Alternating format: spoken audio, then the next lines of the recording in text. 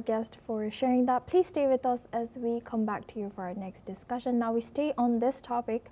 China's Foreign Minister Wang Yi has called for an end to what he describes as an unequal global system dominated by a small number of countries, speaking after the Shanghai Cooperation Organization Summit in Tianjin.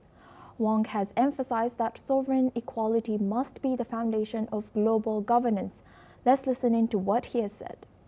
面对单边霸凌沉渣泛起，峰会以发表声明的形式，旗帜鲜明地支持以世贸组织为核心的多边贸易体制，呼吁消除违反世贸组织规则的单边行径，发出了要公道不要霸道，致力于维护开放型世界经济的共同呼声。 The two-day summit also saw Chinese President Xi Jinping propose a global governance initiative and pledge to share opportunities from China's domestic market. The meeting concluded with the adoption of the Tianjin Declaration. Now we go back to our guest discussion. Mark, I would like to come back to you for my first question on this. Today we saw that President Trump also tweeted something and against, or in a way against China and the SCO summit. And now we see these kind of rhetoric coming from the SCO summit. So now could this rhetoric affect ongoing economic and diplomatic ties between China and US further? Well, you're extremely aware, as our guests are, that there is a tariff war on. As I have stated a number of times on this channel recently, we have to look at the fact that President Trump is looking at the deficit, the 30 trillion plus debt that America is in. He is also mindful, as we've said before, that when relationships were opened up with China under Nixon and Kissinger in '73, then suddenly China then becoming the cheap labor market of the world to provide goods. And we're also aware that many American manufacturing companies then set up factories in China. Again, we're talking about history, but it's all extremely, extremely important. To Donald Trump, he's got a 10 trillion investment back into America. It's about getting companies in. He's been looking at, of course, European countries like Switzerland in regard to pharmacy, resettling there, etc. He is working through a list here. And you raised a very important point in regard to diplomacy here. Well, he sees this is about the polar hegemony that America, other Western countries have.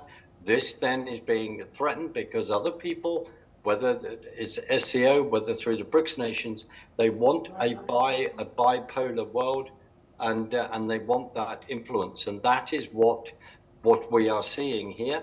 And then we'll wait for the tweet rhetoric to unfold, Asuma. And Mohammed, I would like to take your take on this. Now that we have heard Mark's take, could this rhetoric affect ongoing economic and diplomatic ties further between two countries? Well, definitely. Now I think that what we are seeing at the Shanghai Cooperation Organization Summit is a sustained effort by many powers in the global south, including major power centers like Russia, China, India, and others, and of course other smaller countries, middle powers, if I may describe them as such, like Egypt and Turkey and Iran and others. Those countries seek to establish a more just international system that is free from Western unilateralism in general.